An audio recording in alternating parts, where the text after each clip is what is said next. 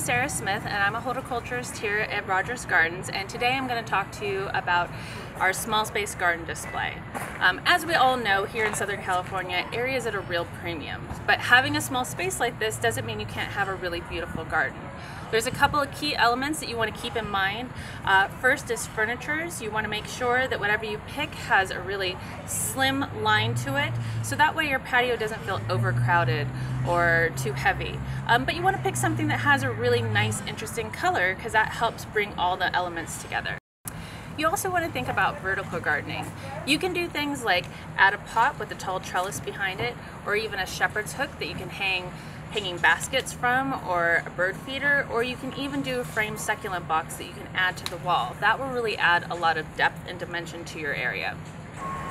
So the first thing that you want to do is measure your space so you know actually how much area you're working with.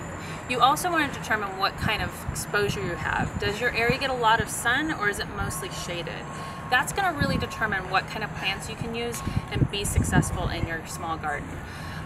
Then once you know what kind of area you have to work with, you want to pick your furnishings.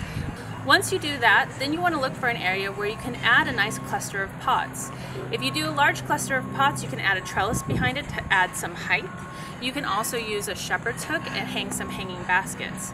Make sure that you ask a horticulturist like myself when you come in about what plants will do well with your area. When planting in the ground, make sure to ask about dwarf or specimen varieties that can be kept small. Here at Rogers, we have a lot of different plant material, like this dwarf chondropetalum, which stays a lot smaller than the regular chondropetalums that you see.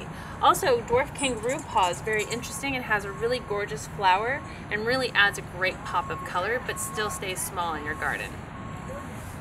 Also, don't forget elements like garden art. We have lots of great things here at Rogers to pick from, and that's a great way to make your garden feel very special and uniquely yours.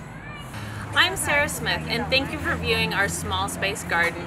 Make sure that you come in and talk with one of us, and we can help you get everything you need to get started.